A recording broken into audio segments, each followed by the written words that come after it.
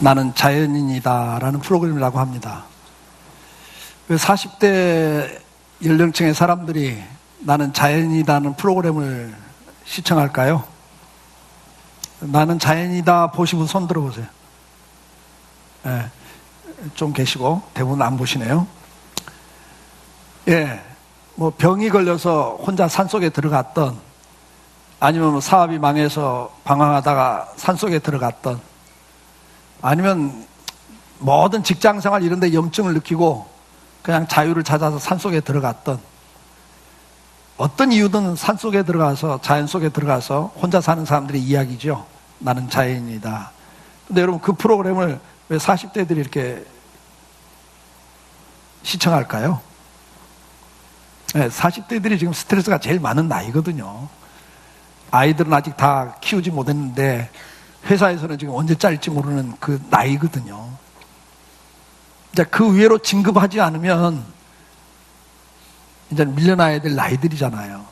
40대는, 30대는 그래도 이제 구직이 되고 그래서 열심히 직장 생활해서 대리, 과장 막 올라가는데, 40대는 이제 그 위로 못 올라가면, 임원짜리 못 올라가면 물러나야 되는 나이들이거든요.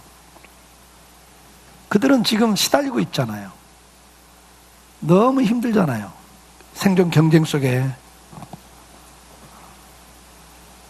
그래서 산속으로 들어갑니다. 그래서 좀 뭔가 좀 편안하게 쉼을 얻고 살고 싶은 거잖아요. 그래서 전원주택을 선호하는 사람들도 나오고, 아예 자연으로 들어가는 사람도 나오고, 그 다음에 또 많은 사람들이 택하는 게 뭡니까? 나홀로족 아닙니까? 어떤 것도 이제 부담 갖고 않고 신경 쓰지 않고, 그냥 뭐 가족도 이제 신경 쓰는 거 싫고 부담되는 거 싫고 혼자 살겠다. 나홀로족이 점점 증가되는 이 시대 속에 그럼 사람들은 다 뭘 추구하는 겁니까? 진정한 쉼과 안식을 추구하는 거거든요. 그게 어디서 주어질까요? 진정한 쉼과 만족, 안식은 어디서 주어질까요? 자연 속에 가면 있을까요? 저도 가끔 나는 자연이다를 본 적이 있습니다. 근데 결론은 그거더라고요. 그 바라는 게 뭐가 있습니까? 그러면 가족이 그립습니다. 언젠가 아내나 자식이나 손자가 여기 와서 같이 있으면 좋겠습니다. 결론은 그거더라고요. 또 자기 혼자 신가는 편한데 그래도 뭔가 인생 그런 것 같지 않다. 저는 그 프로그램을 보면서 그랬어요. 저게 무슨 의미가 있을까? 자기 혼자는 편하고 좋은데 무슨 의미가 있을까? 사람으로 태어나서 아무 의미 없이 그냥 거기서 혼자 먹고 사는 걸로 만족한다면 과연 의미가 있을까? 그리스도인이라면 거기에 만족할 수는 없죠. 근데 사람들은 왜 그걸 추구하고 선호할까요? 지금 쉼을 원하는 거죠. 마음의 편안을 원하는 거 아니겠습니까? 근데 그걸 어디도 찾을 수가 없다는 이야기입니다. 나홀로 쪽이 되면 진정한 쉼과 평안이 있을까요? 아닙니다, 여러분. 오늘 본문은 이스라엘 백성들의 이야기를 합니다. 히브리서 4장에 3장에서부터 이야기를 합니다. 이스라엘 백성들이 애굽의 노예 생활하던 데서 출애굽을 해서 가나안 땅에 들어가는 것까지를 쭉쭉 이야기하면서 오늘 3장에서 이미 그 이야기를 쭉 하시면서 4장 1절에 그러므로 그래요. 앞에 이야기를 하면서 그러므로 우리는 두려워할지니 그 안식에 들어갈 약속이 남아있을지라도 너희 중에 혹 이르지 못할 자가 있을까 함이라. 앞에서 3장에서 무슨 이야기를 하냐면 출애굽을 했는데 가나안 땅까지 못 들어간 백성이 너무 많다. 그 이야기를 해요. 그러면서 오늘 본문에도 뭘 이야기합니까? 그들이 구원을 받았지만 결국은 안식을 누리지 못한 이유가 뭐냐? 2절에, 오늘 본문 2절에 뭐라고 그래요? 그들과 같이 우리도 복음 전함을 받은 자들이나 들은 바 그 말씀이 그들에게 유익하지 못한 것은 듣는 자가 믿음과 결부시키지 아니함이라 그래요. 그러니까 출애굽의 이야기를 지금 하면서 이야기를 하는 거예요. 자, 그러면 제가 주일학교 설교하면서 이야기했습니다만 노예 생활하는 이스라엘 백성들에게 가장 바라는 건 뭡니까? 자유입니다.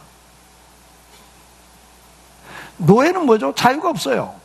자기 하고 싶은 걸 못해요. 시키는 걸 해야 돼요. 그것 자체가 너무 고통인 거거든요. 거기다 아들까지 잡아 죽여요. 근데도 저항할 힘이 없어요. 저항하면 죽어요. 피눈물 흘리면서도 참고 살아야 되는 것이 이스라엘 백성의 노예란 말이죠. 이스라엘 백성에게 꿈은 뭡니까? 간절한 소원은 뭡니까? 여기서 벗어나는 거죠. 자유를 맛보는 거예요. 자유를 누리는 거죠. 하나님께서 이스라엘 백성들에게 자유를 줬습니다. 그러면 이스라엘 백성이 그때부터 만족과 감사가 있습니까? 아닙니다. 그 다음부터는 광야길에 대해서 또 원망하고 불평하고 대적하고 난리가 납니다. 뭐죠? 그때부터는 뭐예요? 먹고 사는 문제 갖고 누림 가지고 싸우기 시작합니다. 이것이 인류 역사의 이야기입니다. 지금 이 지구촌의 수많은 나라들이 이 두 가지 갖고 싸우고 있어요. 지금도 하나는 자유를 위해 싸우고 있고 한쪽은 빵을 위해 싸우고 있습니다. 여러분, 아무리 자유를 줘도요, 배고프면요 구테타 일어나고 폭동이 일어납니다. 인류 역사가 이 두 가지 갖고 싸워요. 지금까지. 하나는 자유, 하나는 빵입니다. 먹는 문제, 지금도 전 세계가 경제 문제 갖고 다 움직여요. 그럼 먹는 문제가 해결되면 만족하고 쉼이 있습니까? 아니요. 요즘에 옛날에 박정희 대통령에 대한 향수가 있죠. 그런 독재라도 좀 확 잡아가지고 좀 그냥 질서를 잡고 끌고 갔으면 좋겠다 하는 사람들도 나옵니다. 또 한쪽에서는 그냥 확 뒤집어졌으면 좋겠다 하는 마음도 있죠. 우리나라도 민주화를 위해서 얼마나 많은 사람들이 희생을 했습니까? 민주화가 돼서 지금 평안합니까? 안식이 주어지고 만족이 주어지고 있습니까? 여러분 인생에 쉼이 있습니까?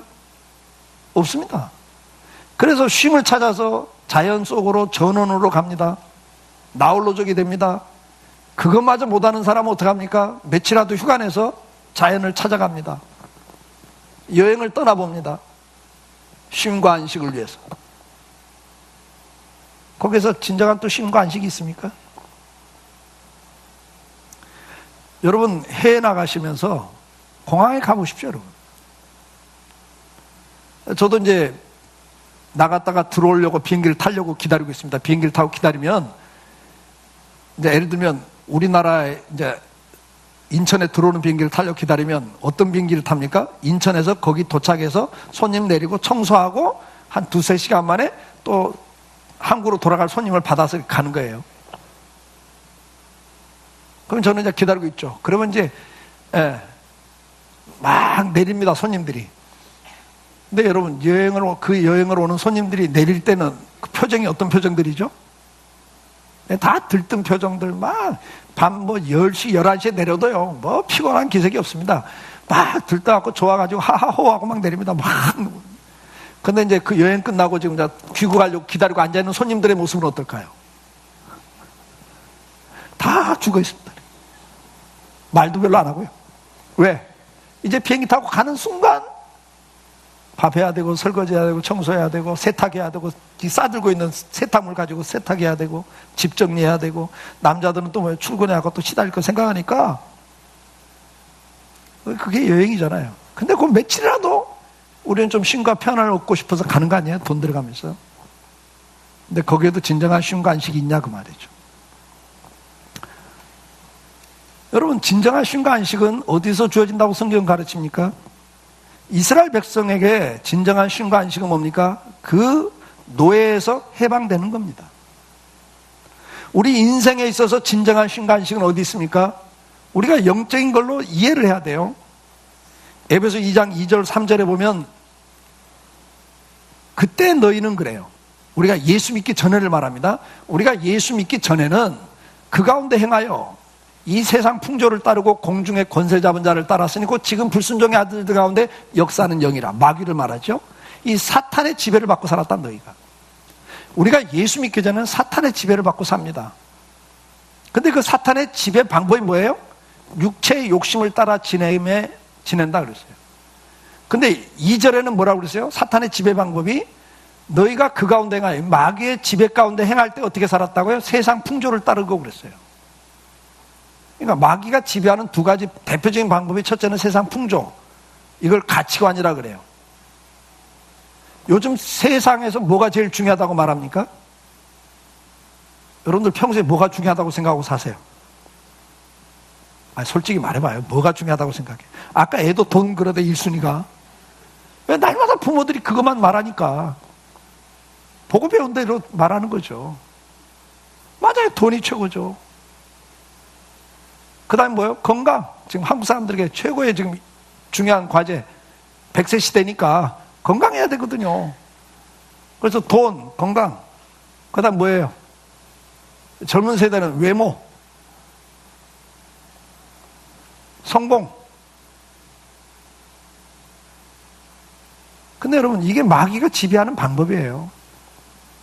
그 다음에 네 마음에 원한 대로 살아. 네가 주인이야. 근데 그 결과가 뭐예요? 3절에 그렇게 살면 결국은 진노의 자녀가 되는 거다. 디도서 3장 3절에도 우리도 전에는 어리석은 자요, 어리석게 살았다. 그 다음에 순종하지 않는 자요, 속은 자요 그래요. 마귀에게 속고 산 사람들이다. 근데 결국 그 속은 결과가 뭐예요? 여러 가지 정욕과 행악의 종로로 단 자요 그랬어요. 이게 노예입니다, 여러분. 그러니까 마귀는 여러분들을 유혹해래요. 뭐가 최고다? 돈이 최고다. 어떤 사람에게는 성공이 최고야. 너한테는 건강이 최고잖아. 너한테는 좋은 학벌이 최고 아니냐? 여러분, 각자에게 상처들을 가진 걸 가지고 회복시키기 위해서 뭔가를 줘요. 그런데 그것이 최고다고 생각하고 사는 순간부터 뭐가 된다? 돈이 최고다고 가치관을 딱 갖는 순간 돈의 노예가 된다는 거예요, 그 사람은. 건강이 최고라는 가치관을 딱 갖는 순간부터 건강의 노예가 돼버립니다. 그게 마귀가 노예를 만드는 방법이죠. 그래서 갖가지 정욕과 행락의 종로로 간다 그랬어요. 전번에 말씀드렸죠. 하나님 우리에게 누리라고 주신 것이 본능이에요. 식욕, 성욕, 성취욕. 성령께서 우리 마음에 소원을 주셔서 어떤 일을 하게 한다 그랬어요. 그게 성취욕입니다. 뭔가를 하고 싶은 마음을 준단 말이에요. 이게 없으면 누가 일하고 뭘 하겠어요? 아무것도 안 하죠. 무기력증에 빠지죠. 우울증에 빠집니다. 성취욕은 하나님 주신 축복이에요. 뭔가 이렇게 살고 싶고 하고 싶고 있는 거 있잖아요? 그거 없으세요? 그거 없으면 인생이 무의미해져 버리잖아요.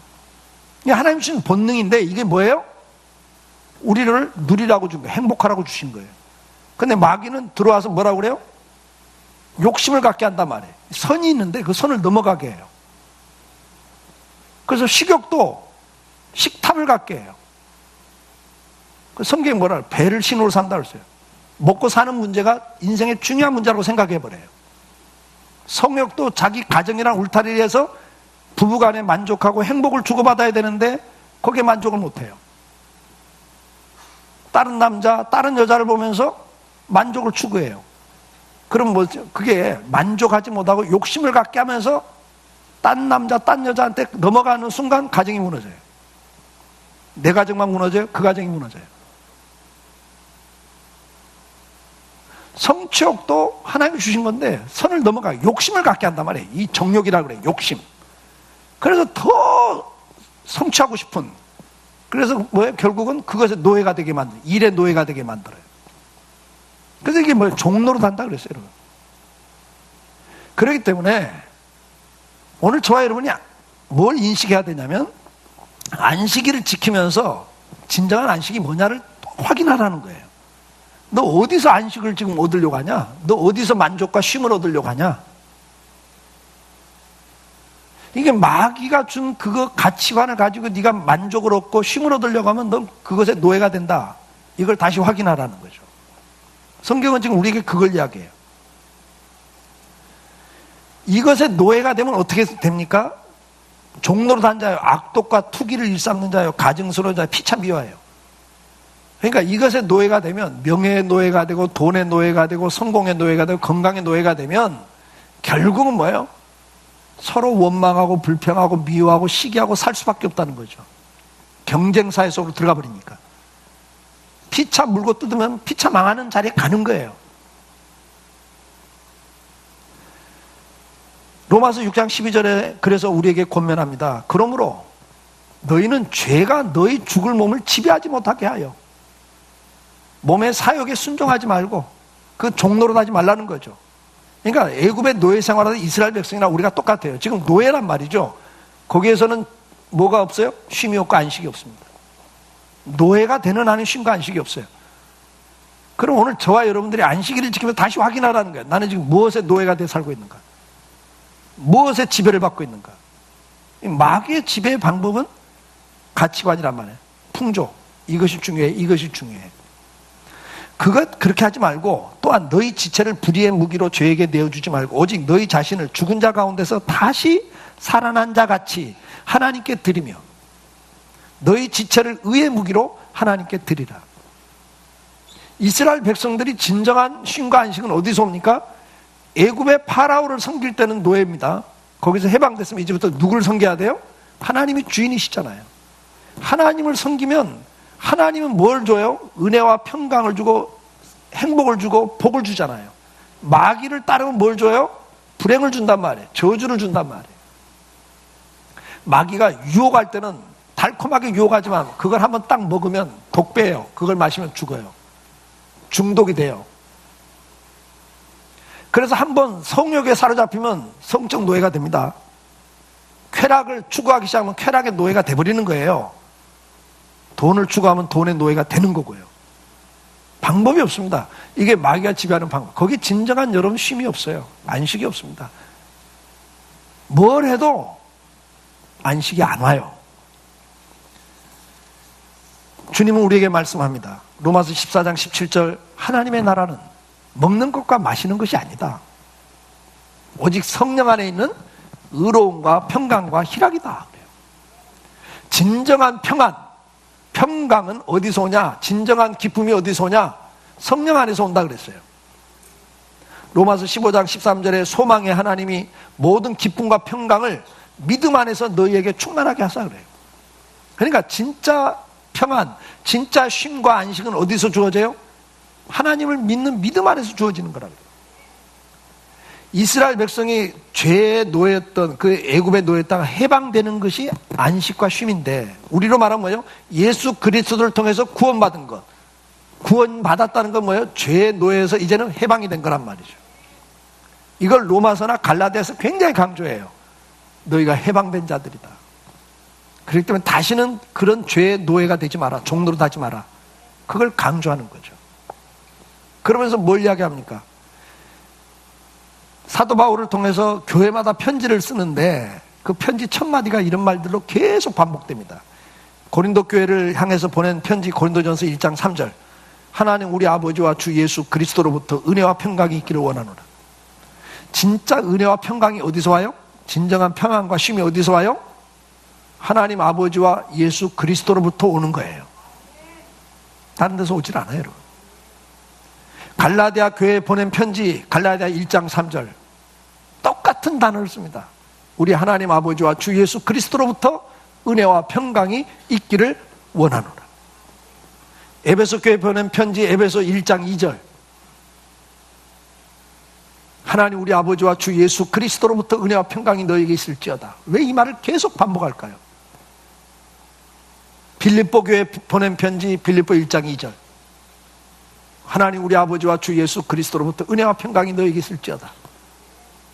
골로새 보낸 편지 골로새 1장 2절 골로새에 있는 성도들 곧 그리스도 안에 신실한 형제들에게 편지하노니 우리 아버지 하나님으로부터 은혜와 평강이 너에게 있을지어다. 사랑하는 성도 여러분, 진정한 평강이 어디서 와요? 진정한 쉼과 안식은 하나님 예수 그리스도로부터 옵니다. 구원받은 데서 오는 거예요. 그래서 골로새 3장 15절 16절에 이렇게 권면합니다. 그리스도의 평강이 너희 마음을 주장하게 하라. 진정한 쉼과 안식은 그리스도로부터 오기 때문에 그리스도의 평강이 너희 마음을 지배하도록 해라. 너희는 평강을 위하여 한 몸으로 부르심을 받았나니 너희는 또한 감사하는 자가 되라. 진정한 평안, 안식, 쉼, 기쁨, 감사는 어디서 와요? 무엇을 얻는 데서 오는 게 아니에요, 여러분. 예수 안에 오셔야 돼요.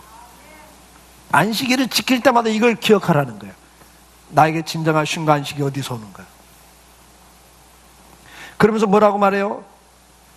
평강의 주께서 친히 때마다 일마다 너희에게 평강 주시고 주께서 너희 모든 사람과 함께 하시기를 원하노라. 그렇게 말씀을 합니다. 우리에게 진정한 평강이 어디서 옵니까? 평강의 주께서 친히 때마다 일마다 너희에게 평강을 주시고 그래요. 어떤 상황이 있든지 간에 우리는 거기서 감사할 수 있고 기뻐할 수 있는 것이 뭡니까? 예수 그리스도 안에 있기 때문입니다. 주님이 우리 안에 오셔서 평안을 주시기 때문에. 부활하신 주님이 두려움에 사로잡혀있는 제자들에게 나타나 첫 마디가 뭐예요? 평안할지어다예요. 평강이 너에게 있을지어다입니다. 오늘 진정한 쉼은 자연 속에 들어가서도 얻을 수 있겠죠. 가든 힐링이라는 게 있어요. 정원을 가꾸다 보면 치료가 되죠. 그러나 진정한 쉼과 안식은 어디서 와요? 만족이 어디서 와요? 예수 안에서입니다. 믿음 안에서예요. 그러면서 주님께서 우리에게 말씀을 합니다. 네가 진정한 안식을 여기서 찾으라. 가치관이 바뀌어야 됩니다. 마귀가 주는 가치관 속에 사는 한은 여러분 진정한 평안이 없어요. 진정한 안식과 쉼이 없습니다. 진정한 만족, 기쁨, 감사가 있을 수가 없어요. 찰나적인 건 주어집니다. 순간적으로는 얻어요. 그러나 바로 성공했어요? 그럼 그 다음부터는 언제 여기서 물러날지 두려운 거죠. 바로 두려움이 와요, 여러분.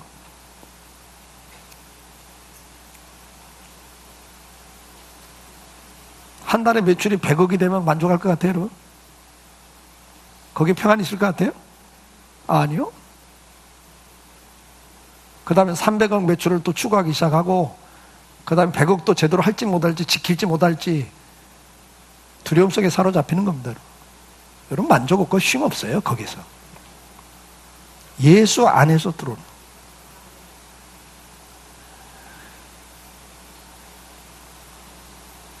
안식일을 지킬 때 두 번째 중요한 게 뭐냐면 이미 주어진 안식을 누리라는 거예요. 이미 주어진 안식은 뭐냐? 죄에서부터 해방된 거예요. 마귀가 준 가치관에서 벗어나는 거죠. 그래서 이제는 내 인생을 어떻게 살아요? 사는 목적이 바뀌는 거죠. 성공을 위해서가 아니라 좀 잘 먹고 잘 살기 위해서가 아니라 하나님 주신 재능을 가지고 그 시간을 가지고 그 물질을 가지고 어떻게 하면 하나님을 사랑하고 섬기고 살까? 어떻게 하면 그걸 가지고 이웃을 사랑하고 섬기고 살까? 여러분 봉사를 위해서 살기 시작합니다. 섬기기 위해서 살기 시작해요. 근데 놀랍게 그 안에 평안이 있고 기쁨이 있고 만족이 주어진단 말이죠. 예? 예수 만나서 누리는 게 그거예요. 오늘도 그 안식을 누릴 수 있기를 축복합니다. 그러나 오늘 본문은 뭘 이야기합니까? 주어진 안식이 있다. 하나님과 동행하며 교제하며 이루어지는 기쁨과 감사와 평안, 그것이 주어진 안식이다. 예수 그리스도 안에서 주어진 안식, 하루를 쉬면서 심신이 또 쉼과 회복을 얻는 것, 이게 안식이래요. 오늘 일하지 말고 와서 쉬고 예배 드리면서 은혜 받고 그러면서 심신이 회복이 되는 겁니다. 이것이 주어진 안식이에요. 성도들과 교제하면서 위로를 받고 또 힘을 얻죠.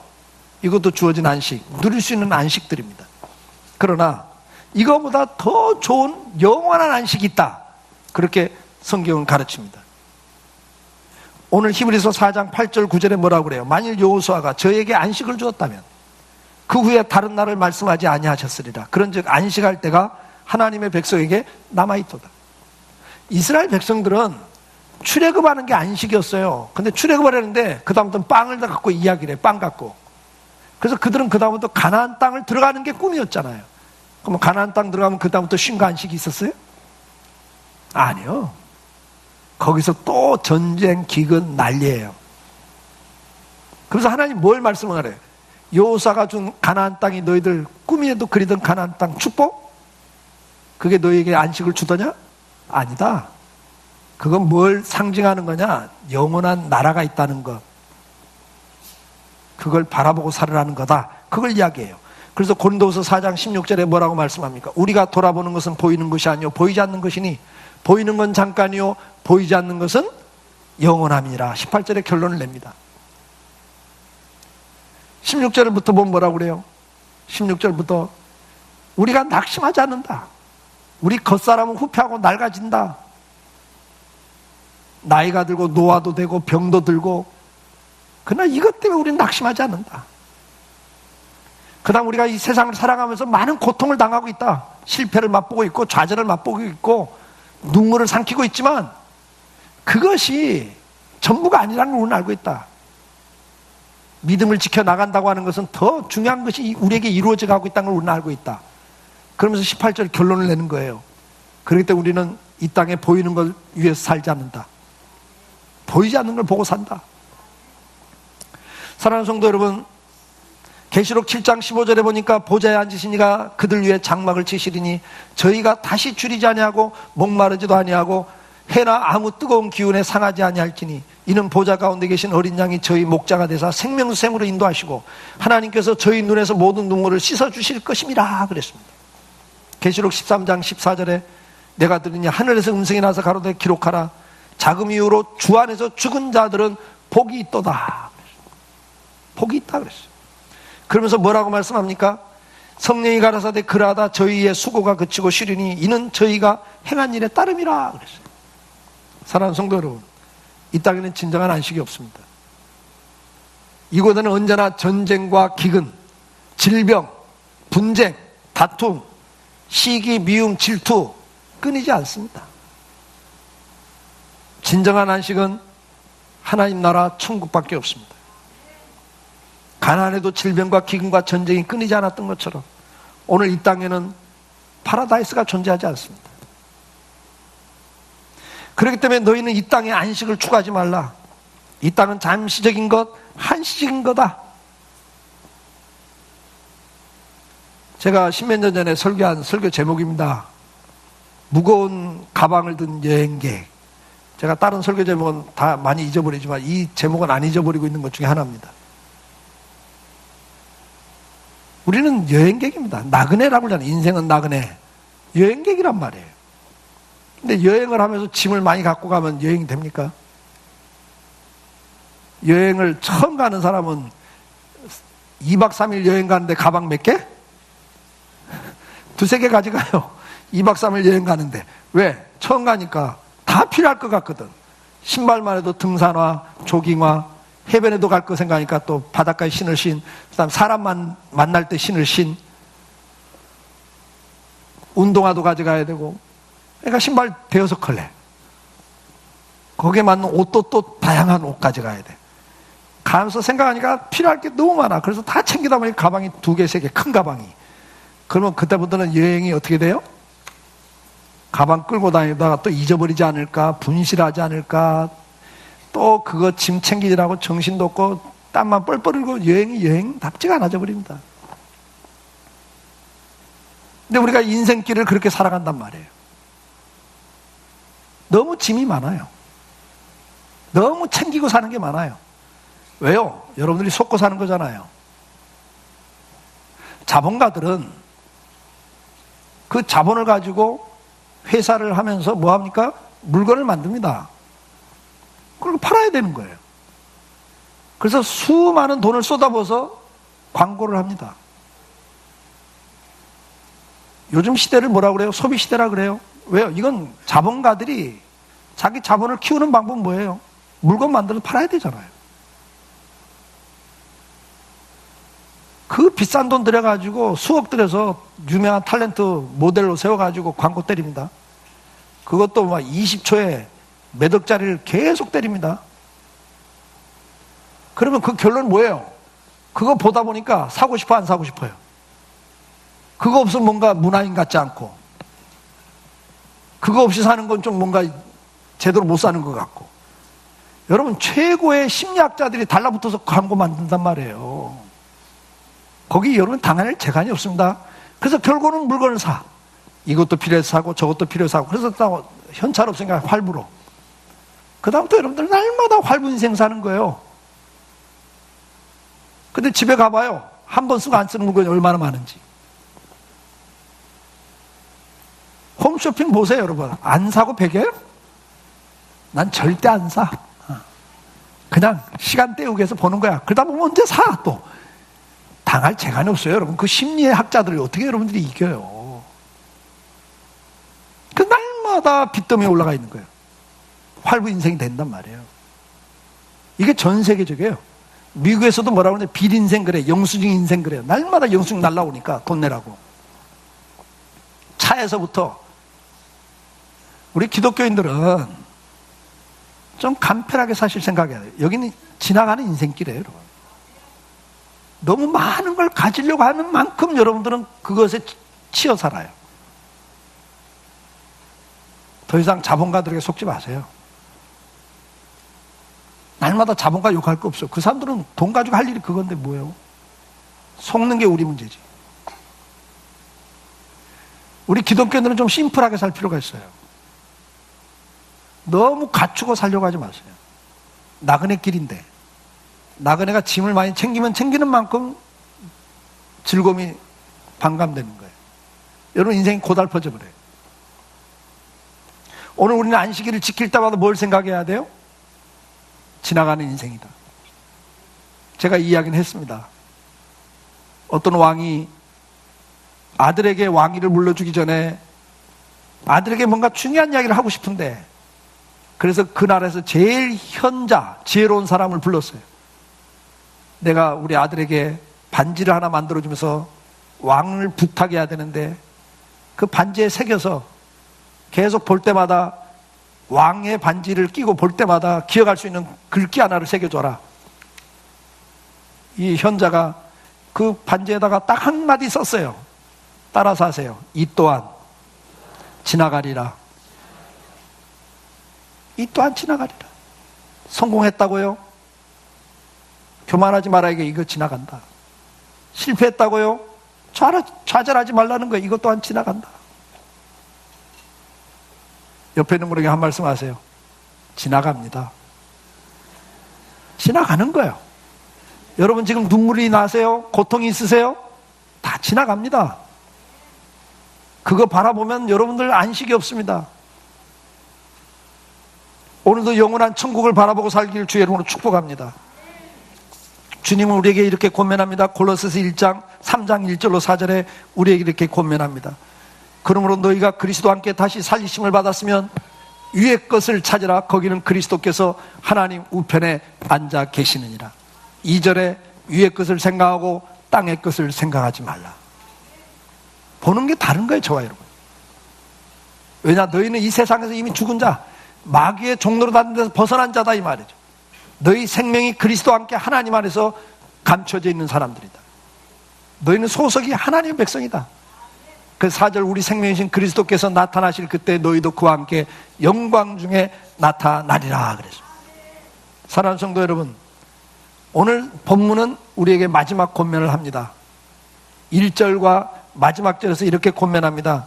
너희가 그 안식에 들어가지 못할까 두려워해라. 그러면서 11절에도 같은 말씀을 합니다. 그러므로 우리가 저 안식에 들어가기를 힘쓸지니 이는 누구든지 저 순종하지 않는 본에 빠지지 않게 하려 함이라. 이스라엘 백성을 이야기해요. 구원을 받았지만 가나안 땅에 못 들어간 이유가 있다. 그들이 믿음으로 받아들이지 않았고, 다시 말해서 주인을 하나님으로 모시지 않고 계속 자기들이 마음대로 살려다가 결국은 믿음에서 떠났다. 그래서 결국은 가나안에 들어가지 못했다. 그렇게 말씀을 합니다. 히브리서 3장 12절에 그들이 안식의 땅에 들어가지 못한 이유를 뭐라고 말합니까? 형제들아, 너희는 삼가 혹 너희 중에 누가 믿지 아니하는 악한 마음을 품고 살아계신 하나님에게서 떨어질까 조심할 것이요 그래요. 우리도 현실을 보다 보면 이스라엘 백성이 광야의 그 척박한 상황 때문에 마음을 뺏겨버리잖아요. 하나님을 끝까지 못 믿고 그거 바라보다가 원망하고 불평하다가 주저앉는단 말이에요. 너희도 그렇게 될까 조심해라. 그러면서 13절에 뭐라고 권면합니까? 같이 읽습니다. 오직 오늘이라 일컫는 동안에 매일 피차 권면하여 너희 중에 누구든지 죄의 유혹으로 완고하게 되지 않도록 하라. 오늘도 우리가 이 마귀의 유혹, 세상의 가치관을 또 줍니다. 여러분 이제 오늘 예배드리고 나가 월요일부터 또 살다 보면 주변에서 듣는 말이, 보는 거, TV를 보나 듣는 말이 다 뭐예요? 이 땅에서 어떻게 하면 잘 살까? 그 이야기밖에 없어요, 여러분. 이 땅에서 이거 있어야 너 행복하다. 너 요 정도 갖추면 너 만족할 수 있다. 그러면 여러분들 한 3, 4일 지나면 수요일 날 정도 되면 거기에 마음이 싹 한 4, 50% 뺏겨 있어요. 그렇기 때문에 어떻게 해라? 수요일 날 또 와라. 그래서 수예배가 만들어진 거라니까요. 그래서 성경 공부하면서 또 다시 마음을 다잡아요. 피차 서로 권면해야 돼요. 옆에 있는 분에게 한 말씀 하세요. 마음 뺏기지 마시고 주님 은혜 가운데 사십시다. 이걸 매일 피차 권면하라고 그랬어요. 죄 유혹에 빠지지 않도록. 왜 일주일에 한 번씩 안식일을 만들어 놓으시고 이날을 지키라고 한다고요? 3, 4일 살다 마음이 그쪽으로 쑥 넘어가 있거든요. 그럼 안식일 나왔고 예배 드리면서 맞아요. 주님 또 마음 뺏겼어요. 또 마귀에게 속았어요. 또 저것에 노예 종로로 달 뻔했어요. 주님 이제 정신 또 차리고 천국 바라보고 살랍니다. 그리고 이 땅에서도 진정한 안식, 주님이 주신 안식인데 주님 은혜 가운데 누리는 건데 다시 은혜의 자리에 가기를 원합니다. 다시는 저것에 종로로 가지 않겠습니다. 이렇게 다짐하라고, 또 결심하라고, 또 확인하라고 안식일을 주신 거예요. 오늘도 이 안식일을 지키심으로 앞으로도 대대로 지킬 규례라 그랬어요. 안식일을 지키시면서 또 다시 확인하시고 또 다짐하시고 나갈 수 있기를 주의 이름으로 축복합니다. 기도하겠습니다.